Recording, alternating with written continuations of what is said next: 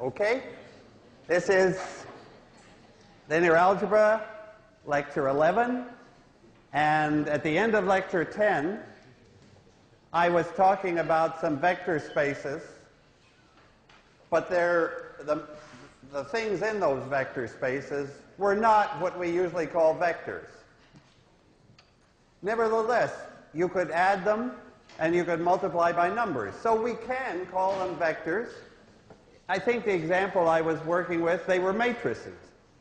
So we had like a matrix space, the space of all 3 by 3 matrices. And I'd like to just pick up on that because we've been so specific about n-dimensional space here, and you really want to see that the same ideas work as long as you can add and multiply by scalars. So these new vector spaces, the example I took was the space M of all 3 by 3 matrices. Okay? I can add them, I can multiply by scalars. I can multiply 2 of them together, but I don't do that. That's not part of the vector space picture. The vector space part is just adding the matrices and multiplying by numbers. And that's fine. We stay within this space of 3 by 3 matrices. And I had some subspaces that were interesting, like the symmetric, the subspace of symmetric matrices, symmetric 3 by 3s, or the subspace of upper triangular 3 by 3s. Now I use the word subspace because it follows the rule that if I add 2 symmetric matrices, I'm still symmetric. If I multiply 2 symmetric matrices, is the product automatically symmetric? No. But I'm not multiplying matrices. I'm just adding, so I'm fine. This is a subspace. Similarly, if I add 2 upper triangular matrices, I'm still upper triangular. And that's a subspace. Now, I just want to take these as examples and ask, well, what's the basis for that subspace? What's the dimension of that subspace? And what's the dimension of the whole space? So there's a natural basis for all 3 by 3 matrices. And why don't we just write it down? So M, a basis for M. Again, all 3 by 3s. Okay. And then I'll just count how many members are in that basis, and I'll know the dimension. And, okay, it's going to take me a little time. In fact, what is the dimension? Any idea of what I'm coming up with next? How many numbers does it take to specify that 3 by 3 matrix? 9. 9 is the dimension I'm going to find. And the most obvious basis would be the matrix that's that matrix. And then this matrix with a 1 there. And that's 2 of them. Shall I put in the third one? And then onwards. And the last one maybe would end with the 1. Okay. That's like the standard basis. In fact, our space is practically the same as 9-dimensional space. It's just the 9 numbers are written in a square instead of in a column. But somehow it's different and ought to be thought of as sort of natural for itself. Because now, what about the symmetric 3 by 3s? So that's a subspace. let's just think, what's the dimension of that subspace and what's a basis for that subspace? Okay? And I guess this question occurs to me. If I look at this subspace of symmetric 3 by 3s, well, how many of these original basis members belong to the subspace? I think only 3 of them do. This one is symmetric. This last one is symmetric.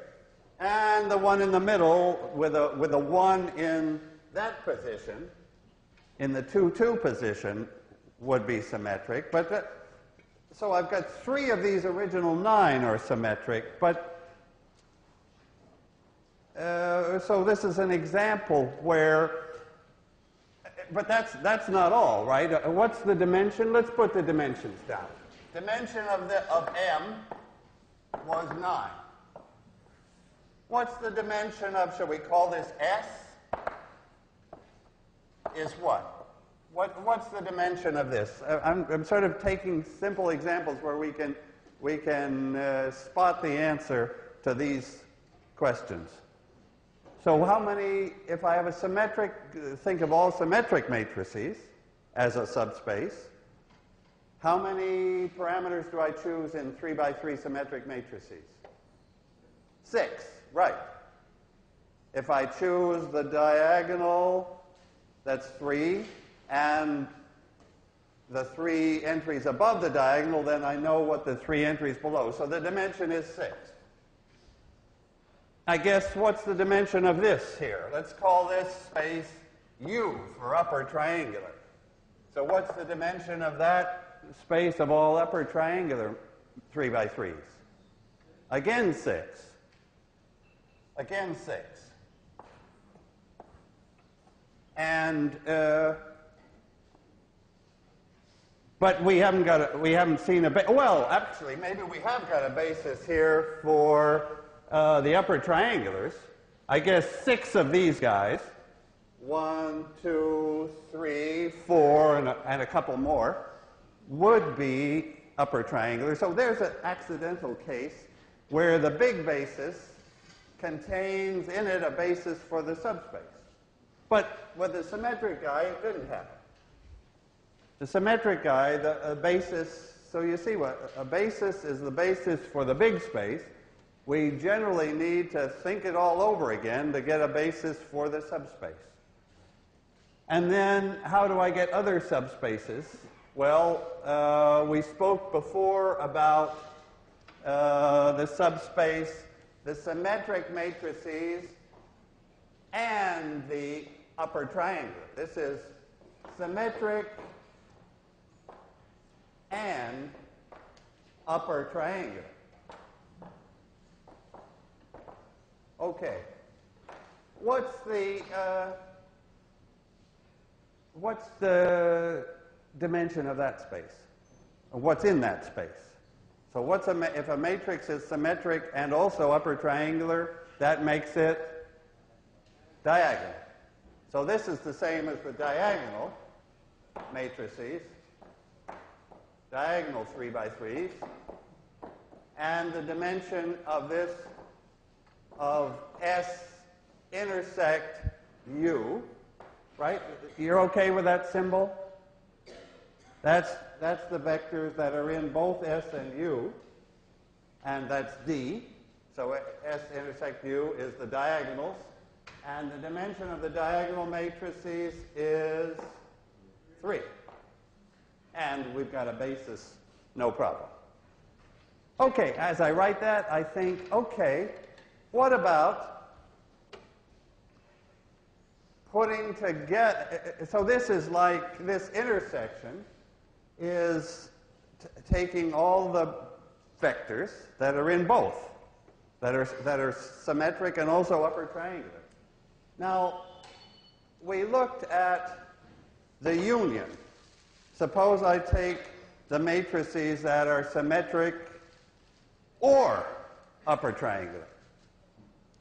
Why was that no good? So why am I not interested in the union putting together those two subspaces. So these are matrices that are in S or in U, or possibly both. So the diagonals included. But what's bad about this? It's not a subspace. It's like taking, a couple of lines in the plane and stopping there. A line, so there's a three-dimensional subspace of a nine-dimensional space. Six. There's a six-dimensional subspace of a nine-dimensional space.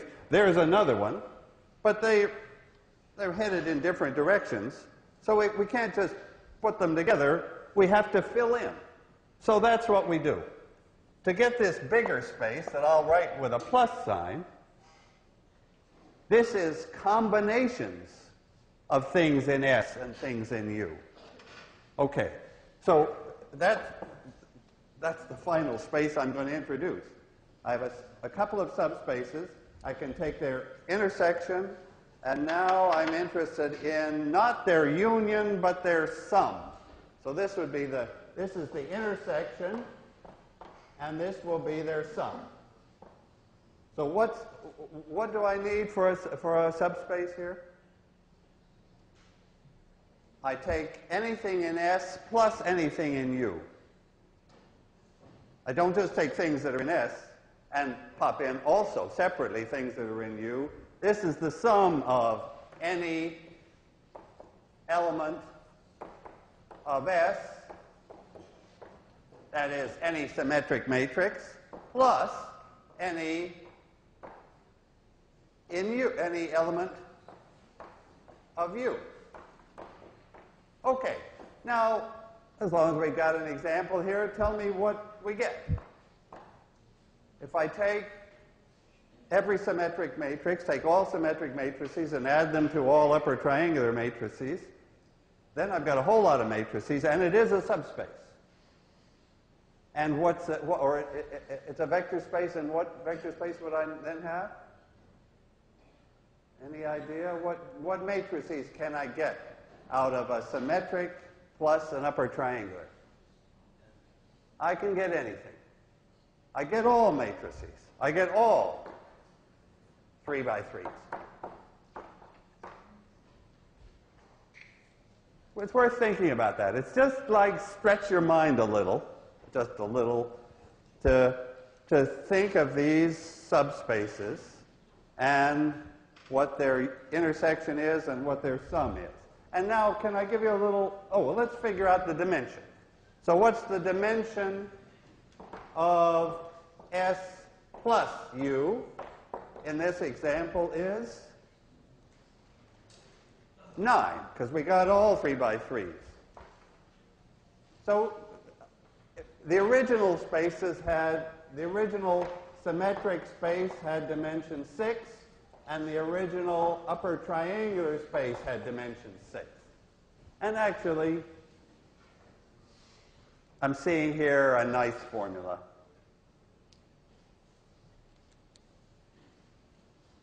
That the dimension of S plus the dimension of U, if I have two subspaces, the dimension of one plus the dimension of the other equals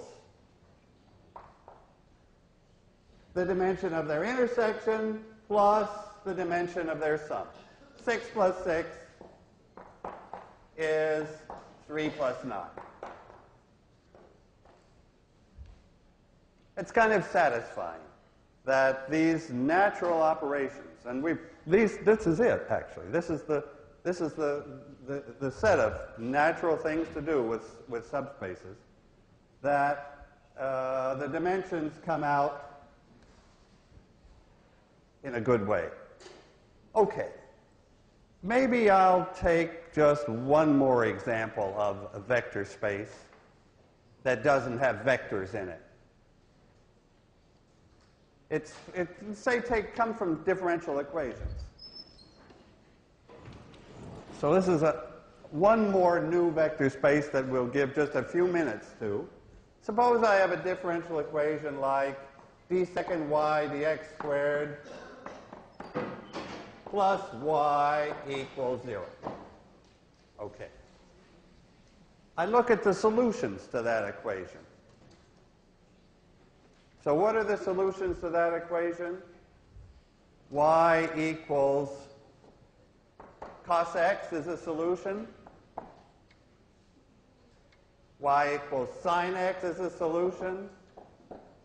Y equals, well, e to the ix is a solution if you allow me to put that in. Oh, but why should I put that in? It's already there.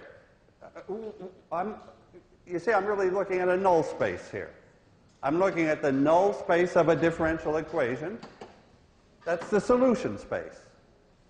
And describe the solution space, all solutions, to this differential equation. So the equation is y double prime plus y equals 0. Cosine's a solution, sine is a solution. Now tell me all the solutions. So I don't need e to the ix. Forget that. What are all the complete solutions?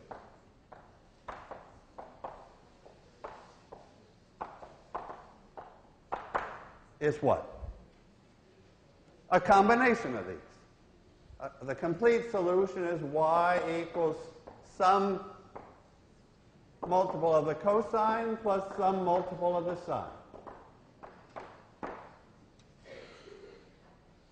That's a vector space. That's a vector space. What's the dimension of that space? What's a basis for that space? Okay, let me ask you a basis first.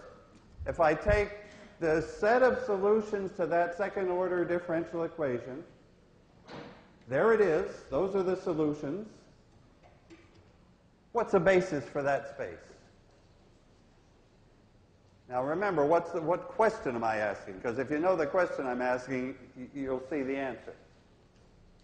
A basis means all the guys in the space are combinations of these basis vectors. Well, this is a basis. Sin x, cos x, there is a basis. Those two, they're like the special solutions, right? We had special solutions to ax equal b. Now we've got special solutions to differential equations. Sorry, we had special solutions to ax equals 0. I misspoke. The special solutions were for the null space, just as here we're talking about the null space. Do you see that here is those two, and what's the dimension of the solution space?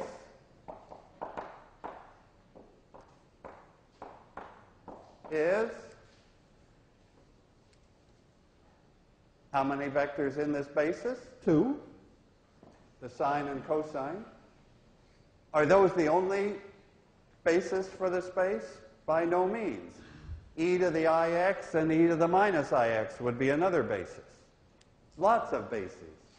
But do you see that really what a course in linear differential equations is about is finding a basis for the solution space.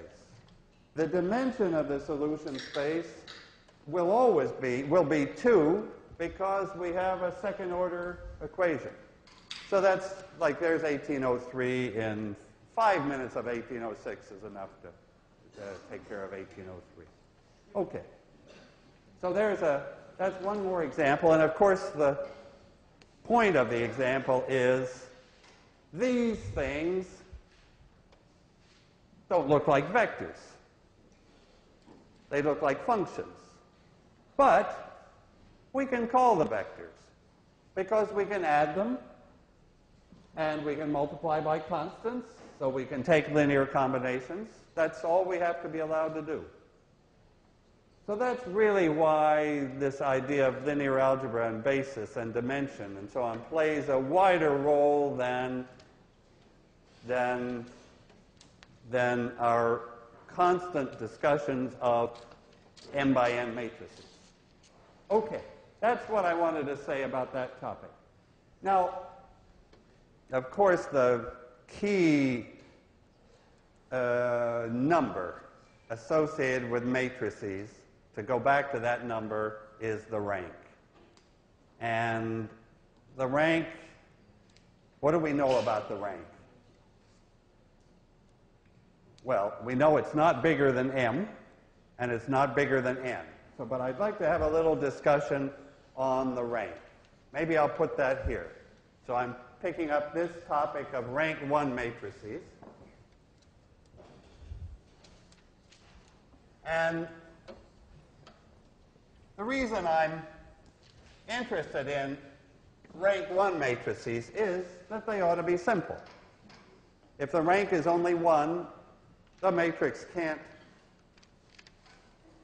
get away from us. So, for example, let me create a rank 1 matrix. Okay, suppose it's 2 by 3. And let me give you the first row. What can the second row be? Tell me a possible second row here for this matrix to have rank 1. A possible second row is 2, 8, 10. The second row is a multiple of the first row. It's not independent. So tell me a basis for the, oh yeah, sorry to keep bringing up these same questions. After the quiz I'll stop, but for now, tell me a basis for the row space. A basis for the row space of that matrix is the first row, right? The first row, 1, 4, 5. A basis for the column space of this matrix is, what's the dimension of the column space? The dimension of the column space is also 1, right? Because it's also the rank. The dimension, you remember, the dimension of the column space equals the rank equals the dimension of the column space of the transpose, which is the row space of A.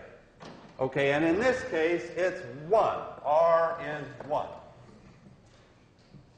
And sure enough, all the other columns are multiples of that column. Now, there ought to be a nice way to see that, and here it is. I can write that matrix as its pivot column, 1, 2, times 1, 4, 5.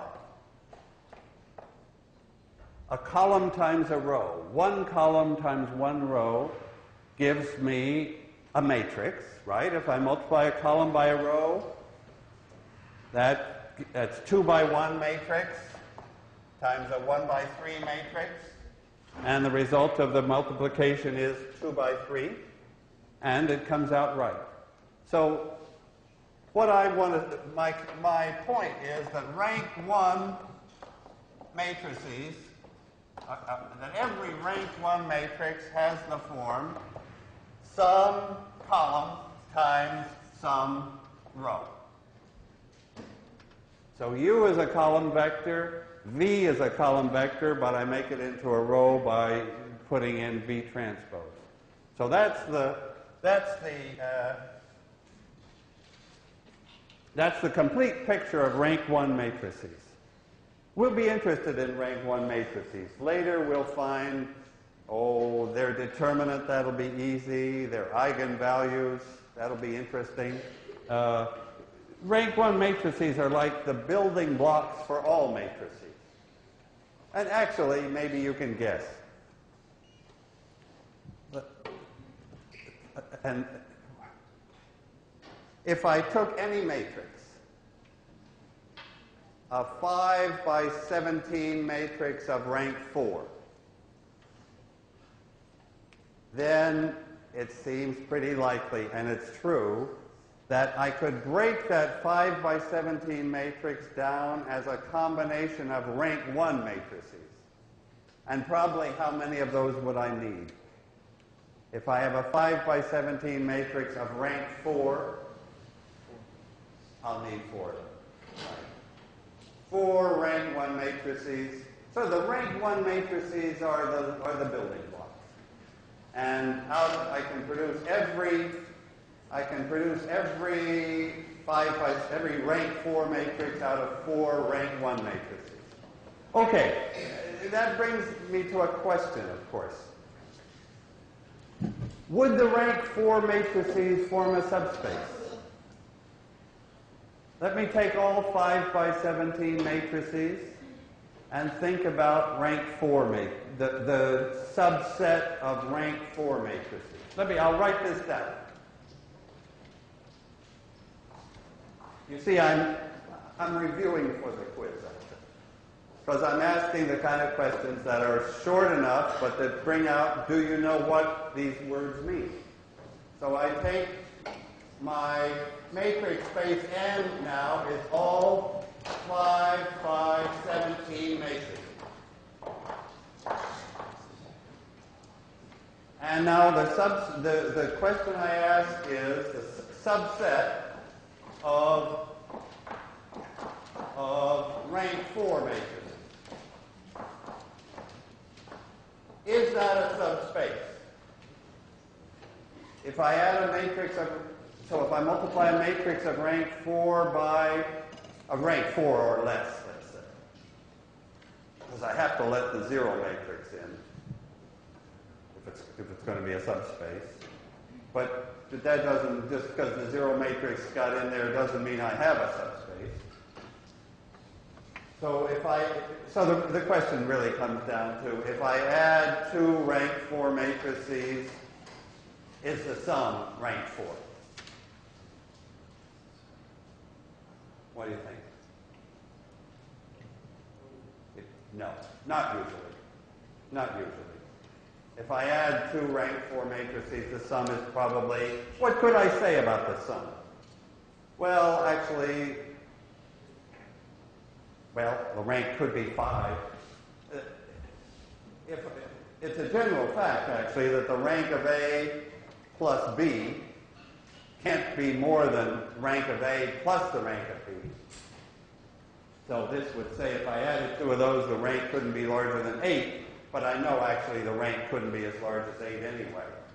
How big could the rank be? For the rank of a matrix in M could be as large as 5. Right. So they're all sort of natural ideas. So rank 4 matrices or rank 1 matrices. Let me change that to rank 1. Let me take the subset of rank 1 matrices. Is that a vector space? If I add a rank 1 matrix to a rank 1 matrix, no, it's most likely going to have rank 2. So I'll just make that point. Not a subspace. Okay. Those are topics that I wanted to just fill out the previous lectures. I'll ask one more subspace question, a more likely example. Suppose I'm in, let me put this example on a new board. Suppose I'm in R4. So my typical vector in R4 has 4 components, V1, V2, V3, and V4. Suppose I take the subspace of vectors whose components add to 0.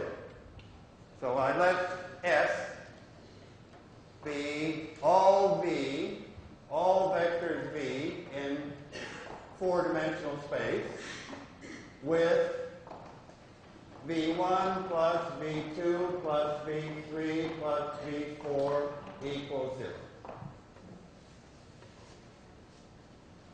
So I just want to consider that bunch of vectors. Is it a subspace, first of all? It is a subspace. It is a subspace. How do we see that? It is a subspace. Formally, I should check.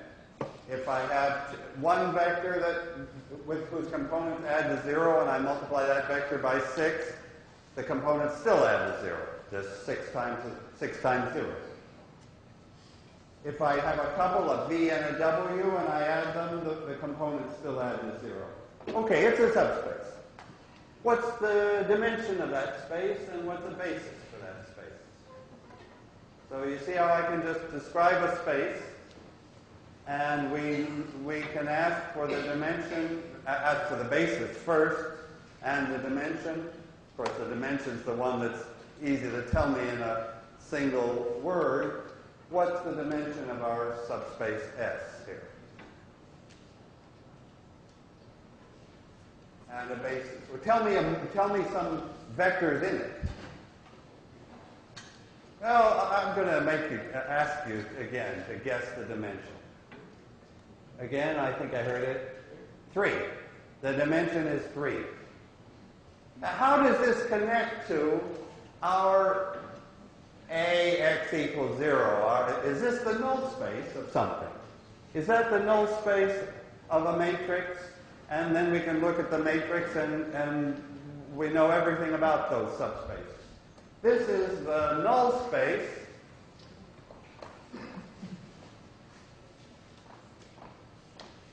of what matrix?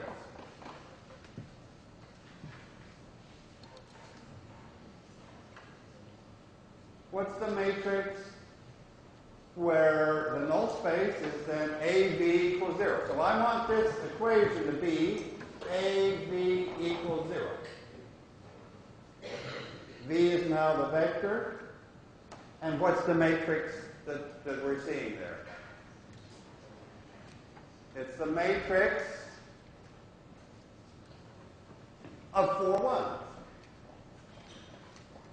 Do you see that if I look at AV equals 0 for this matrix A, I multiply by B, and I get this requirement that the components add to 0. So I'm really, when I speak about S, I'm speaking about the null space of that matrix. Okay, let's just say we've got a matrix now. We want its null space. Well, tell me its rank first. The rank of that matrix is 1, thanks. So R is 1. What's the general formula for the dimension of the null space? The dimension of the null space of a matrix is, in general, an m by n matrix of rank R. How many independent guys in the null space? N minus R, right? N minus R. In this case, n is 4. 4 columns. The rank is 1, so the null space is 3-dimensional.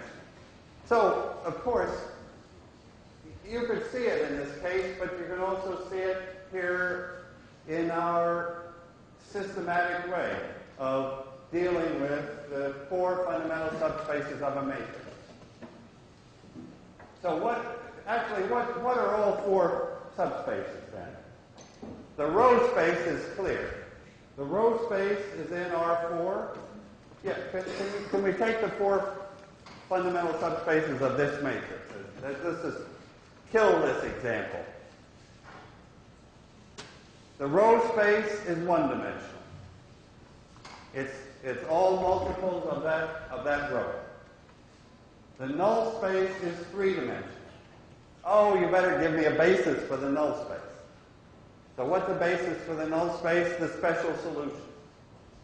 To find the special solutions, I look for the free variables. The free variables here are, there's the pivot. The free variables are 2, 3, and 4. So the basis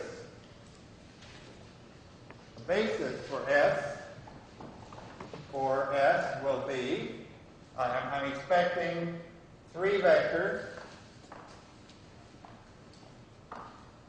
3 special solutions. I give the value 1 to that free variable. And what's the pivot variable if this is going to be a vector in S? -1. Now the rows add to 0. The entries add to 0. The second special solution has a 1 in the second free variable, and again a -1 makes it right. The third one has a 1 in the third free variable, and again a -1 makes it right. That's my answer. That's the answer I would be looking for. A basis for the subspace S, you would just list 3 vectors, and those would be the natural 3 to list. Not the only possible 3, but those are the special 3.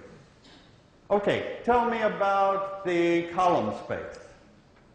What's the column space of this matrix, A?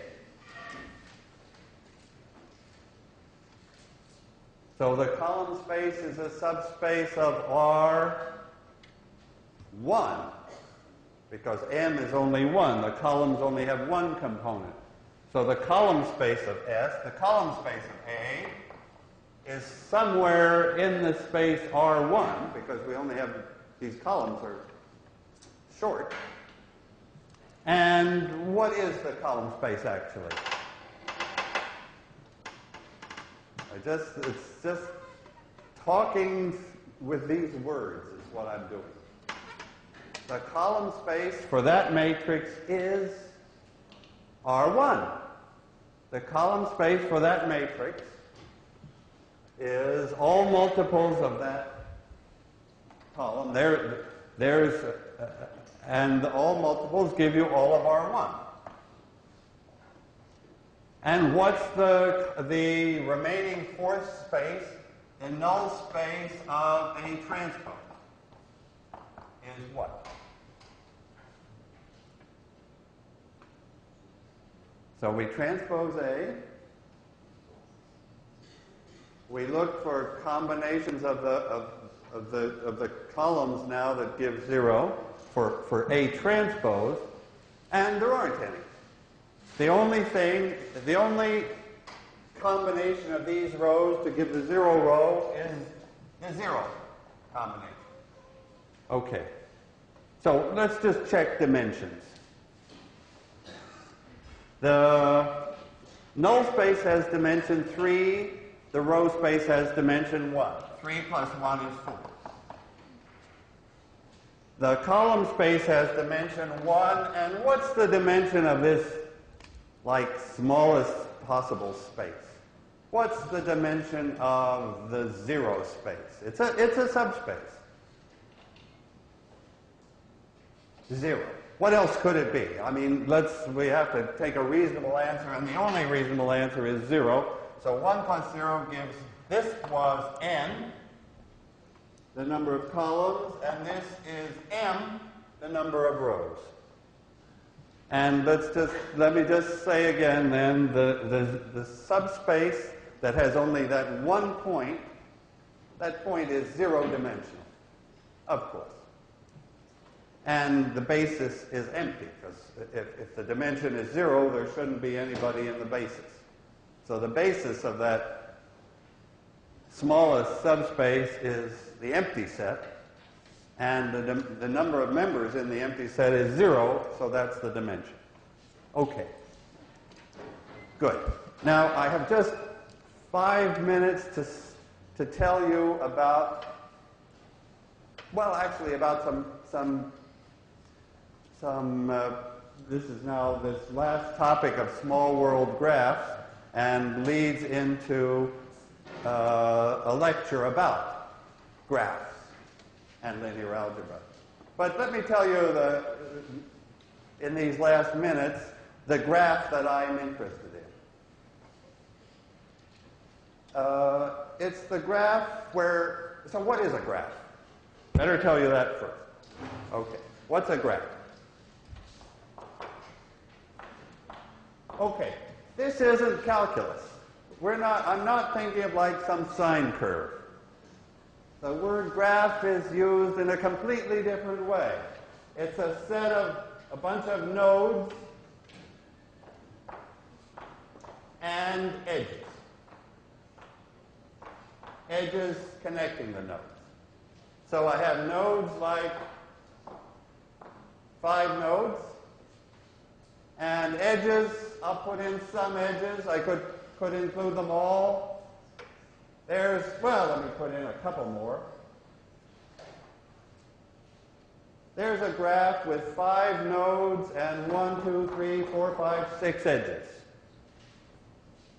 And some 5 by 6 matrix is going to tell us everything about that graph. Let me leave that matrix to next time and tell you about the question I'm interested in. Suppose the graph doesn't have just 5 nodes, but suppose every person in this room is a node. And suppose there's an edge between 2 nodes if those 2 people are friends. So have I described a graph? It's a pretty big graph, 100 nodes, and I don't know how many edges are in there. There's an edge if you're friends. So that's the graph for this class. A similar graph you could take for the whole country. So 260 million nodes and edges between friends. And the question for that graph is, how many steps does it take to get from anybody to anybody? What 2 people are furthest apart in this friendship graph, say for the U.S.? By furthest apart, I mean the distance from, well, I'll tell you my distance to Clinton. It's 2. I happen to go to college with somebody who knows Clinton. I don't know him. So my distance to Clinton is not 1, because I don't, happily or not, don't know him. But I know somebody who does. He's a senator, and so I presume he knows him. Okay, I don't know what's your distance to Clinton? Well, not more than 3, right. Actually, true. You know me. I take credit for reducing your Clinton distance. What's your distance to Monica?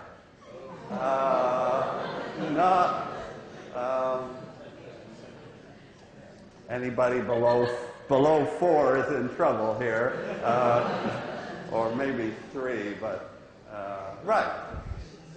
So, what's Hillary's distance to Monica? I don't think we better put that on the tape here. It's 1 or 2, I guess. Is that right? Well, we won't think more about that. So, actually, the real question is, what are large distances? How far apart could people be separated? And roughly, this number 6 degrees of separation has kind of appeared. It's a movie title, it's a book title, and it's with this meaning. That roughly speaking, 6 might be a fairly, not too many people. If you sit next to somebody on an airplane, you get talking to them.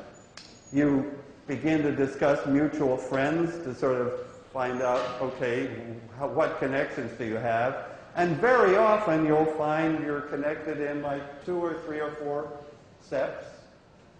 And you remark it's a small world, and that's how this expression, small world, came up. But 6, I don't know if you could find, if it took 6, I don't know if you would successfully discover those 6 in an airplane conversation. But here's the math question, and I'll leave it for lecture 12, and do a lot of linear algebra in lecture 12. But the interesting point is that with a few shortcuts, the distances come down dramatically. That I mean, all your distances to Clinton immediately drop to 3 by taking linear algebra. That's like an extra bonus for taking linear algebra. And to understand mathematically what it is about these graphs, or like the graphs of the World Wide Web. There's a fantastic graph. So many people would like to understand and model the web. What are where the edges are links and the nodes are sites, websites. I'll leave you with that graph. And I'll see you. Have a good weekend and see you on Monday.